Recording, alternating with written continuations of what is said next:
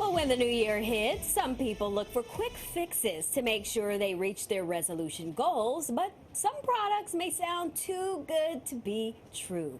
Thank you for staying with us. I'm Erin LeBeau. And I'm Tamsin Vidal. We'll scroll through any social media platform, and you're going to see somebody pushing a promising product that can fix anything from trouble sleeping to hiding wrinkles. But the question is, how do you know which ones actually work? Yeah, so joining us now to help us determine what is science and what is a scam is Dr. Darria Long, emergency room physician and founder of Truth.com. Thank you for joining us.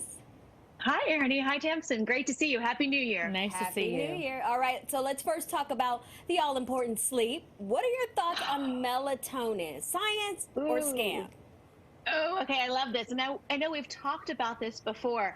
There's both when it comes to melatonin, but there's a lot of scams. So I want people to be very careful about the labels. Often the label is mislabeled on those bottles that you see. So you want to make sure you're going for one of those third-party verified groups. And you don't want to just take melatonin every single day. If you looked and read to take it 30 minutes before bed, you're taking it at the wrong time. You need to actually take it about an hour and a half to 3.5 hours before bed, which is part of our sleep reset protocol, which is actually what we recommend.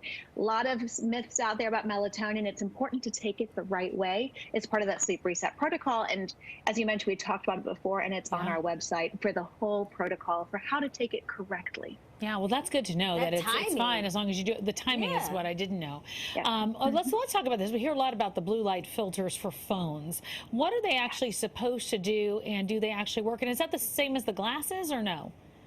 Same idea, yes. So exactly, Kim. So blue light is one of the biggest drivers of our circadian rhythm and what suppresses our melatonin.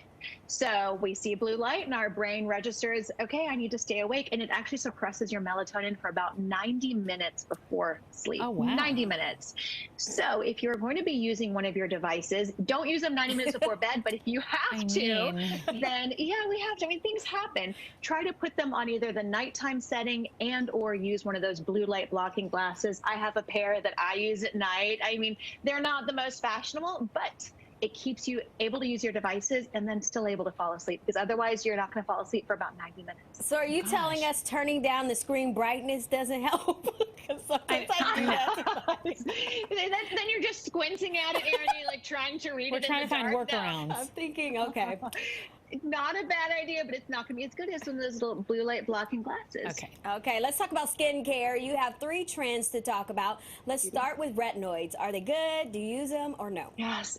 Okay, so y'all, we have talked about what are the best skincare in a variety of different ways. Every dermatologist you talk to, it is before you do anything else in terms of hacks, SPF and retinoids. Now, it's really important. Some people may have more or less sensitive skin, so you want to be on the right kind of retinoid. There's tretinoin, there's retinols with an OL, there's retinals with an AL, and they differ by degree of efficacy and sensitivity. So if you find that your skin is too sensitive in the past and you've used one of that, maybe a tretinoin, talk to your dermatologist. You might be able to benefit from one still, but one of the milder forms. And that's going to be one of the best things for anti-aging. All right, so let's talk about skin cycling, because we've talked about this on the show before. I know it's a hot trend out there. Yeah. What, if you could just sum it up, and is it worth it? So skin cycling was actually, it's a long held practice by a lot of dermatologists, but it was really encapsulated by a dermatologist, Dr. Whitney Bowe, in the last year. And essentially it means that you don't do a retinoin every single night. You kind of give your skin a break, which is great, because especially when people are starting into using a retin-A product or tretinoin, they can't use it every single night. So something like skin cycling, or just giving your skin a break where you're alternating retinoid nights and nights when you're not giving your skin that extra exposure to a retinoid, is a great idea. Okay, let's talk about those LED masks. We see them everywhere. Ooh, yes. Do they work or don't they work? Okay, so we dove into this in one of our True reports because we wanted to know as well. I mean, they look so Star Warsy online.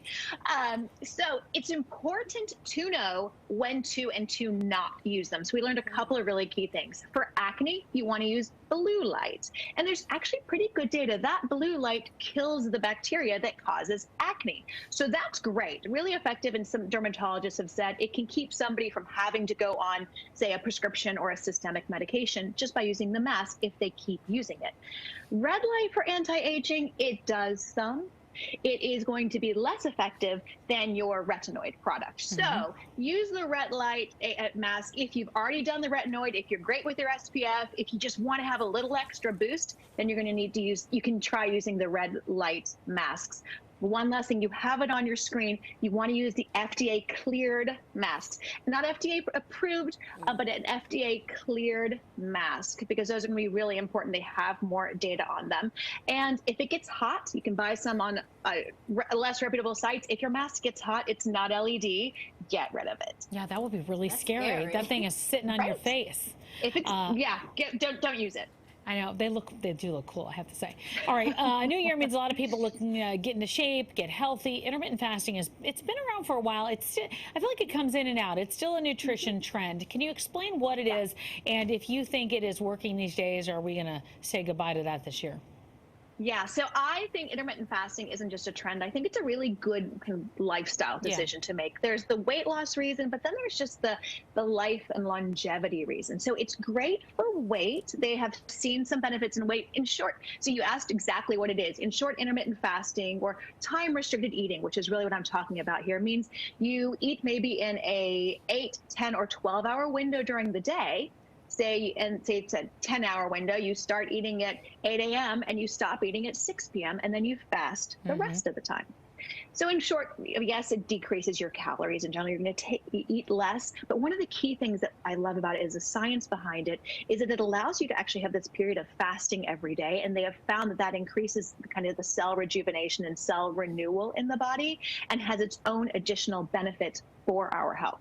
So I tell everybody, even if you're not trying to lose weight, it's a great idea just to at least fast that 12 hours every single night, at least 5 nights a week, for maintaining weight and for overall health. Good.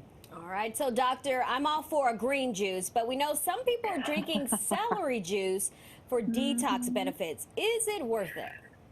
Okay, this was one of our early Truth reports because we wanted to dive in. And so celery juice is a big no-no. A couple of reasons, Erin. One is celery juice has a ton of sodium. Oh. So especially anybody who is trying to watch their sodium, especially if you're worried about blood pressure, celery juice is actually going to concentrate that. Secondly is that when you eat celery, especially organic celery, this is something people wouldn't expect. And this is one of those, whenever we do our Truth reports, I love to find those shocking, are you joking me moments? How did we not know about this? Organic celery actually concentrates its own intrinsic pesticide in it. And so when you use organic celery in an organic celery juice, you're going to be concentrating that pesticide itself, which can be potentially carcinogenic. So again, if you have a celery juice once a week or every so often, it's not a big deal. But if you're having that 16 ounces of celery juice every single day, that would worry me. You're better off just eating produce, having a produce-only smoothie, just eating the vegetables and then the celery juice. I'm so happy to hear that. I could not get into it. I tried. I bought them. I threw it away. Oh. I took a sip. I just couldn't do it. I'm thrilled about that one. It tastes awful too, Thompson. I think it does too. I think it tastes terrible. But, all right. Well, Doctor, always good to see you. Thanks for joining us. So good to see you both. Getting us on the right track. Right, already. Thank you. All of these details are on our site or at Dr. Darria and Thompson Erin. I'll make sure to tag you in too. All right. So Thank you. find them on your site. All Thank you.